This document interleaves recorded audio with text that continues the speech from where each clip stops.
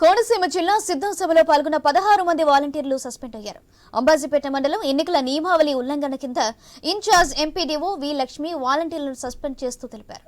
అంబాజీపేట పరిధిలో ఇరుసమండ, ముసలిపల్లి, వాగులకరువు 3 గ్రామాల్లో వైఎస్ఆర్సీపీ సిద్ధం ప్రచారం నిర్వహించింది. ఈ సిద్ధం సభ ప్రచారంలో 16 మంది వాలంటీర్లు పాల్గొన్నారు. దీంతో వాలంటీర్లందరినీ సస్పెండ్ చేశారు. ఉన్నతాధికారులు ముందస్తు అనుమతి లేకుండా సంబంధిత హెడ్ క్వార్టర్ వదిలి వెళ్లారని వాలంటీర్లకు ఆదేశాలు జారీ చేశారు. 3 రోజులుగా వివరణ ఇవ్వాలని, లేకపోతే చర్యలు తీసుకుంటామని హెచ్చరించారు.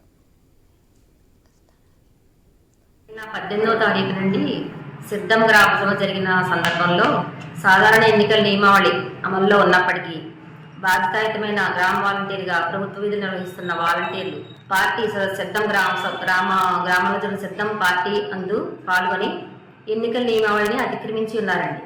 అందుపై సంబంధించిన సెక్రటరీ గారు మేము సంబంధించిన రిపోర్ట్ తీసుకున్నాము. ప్లస్ ఈ పత్రికలో వచ్చిన అడ్వాన్స్ రిమార్క్స్ దాని మీద ఎంక్వైరీ నిర్వహించి ఎవరైతే ఉన్నారో 16 మంది. కోనసీమ జిల్లా సిద్ధం సభలో పాల్గొన్న 16 మంది వాలంటీర్లు సస్పెండ్ అయ్యారు. అంబాజీపేట మండలం ఎన్నికల నియమావళి ఉల్లంఘన కింద ఇన్ఛార్జ్ ఎంపీడీఓ వి లక్ష్మి వాలంటీర్ని సస్పెండ్ చేశారు. ఇదే విషయానికి సంబంధించి మరింత సమాచారం మా ప్రతినిధి గణేష్ అందిస్తారు. అంటే ఈ నెల 16వ తేదీ నుంచే రాష్ట్రంలో ఎన్నికలు కూడా అనేది అమలులోకి రావడం జరిగింది. ఇదే క్రమంలో హైకోర్టు ఇచ్చినటువంటి తీర్పు ప్రకారం వాలంటీర్లు ఎవరు కూడా రాష్ట్ర వ్యాప్తంగా ఎన్నికల విధుల్లో పాల్గొనకూడదని చెప్పి హైకోర్టు అయితే ఆదేశాలు కొనసాగుతున్నాయి.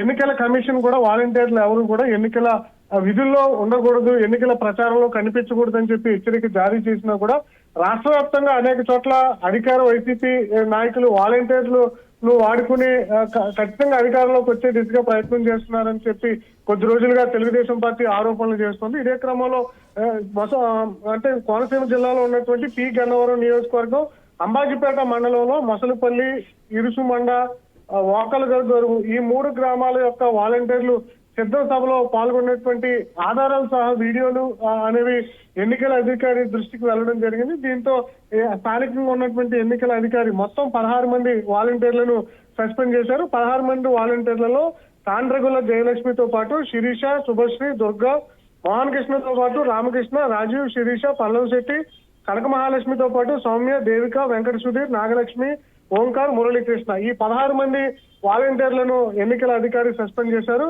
వీరి అందరికీ కూడా నోటీసులు ఇచ్చారు. 3 రోజుల్లో వీరంతా కూడా ఎందుకు సిద్ధం సభలో పాల్గొనాల్సి వచ్చిందన్న ఆ నోటీసులకు ఎన్నికల అధికారికి సమాధానం చెప్పాల్సి ఉంటుంది. ఒకవేళ ఈ 3 రోజుల్లో సమాధానం చెప్పకపోతే మాత్రం తీసుకునేటువంటి చర్యలకు బాధ్యులై ఉండాలని చెప్పి వాలంటీర్లు అందరికీ కూడా నోటీసులు అయితే ఇష్యూ చేశారు. దాంతో పాటుగానే సంబంధిత హెడ్ క్వార్టర్ ను వదిలి ఎక్కడికి వెళ్ళవద్దని చెప్పి వాలంటీర్లను ఆదేశించినటువంటి అధికారి ప్రకారం వాలంటీర్లందరూ కూడా ప్రస్తుతం చర్యలు తీసుకునే దిశగా అధికార యంత్రాంగం ప్రయత్నం చేస్తోంది.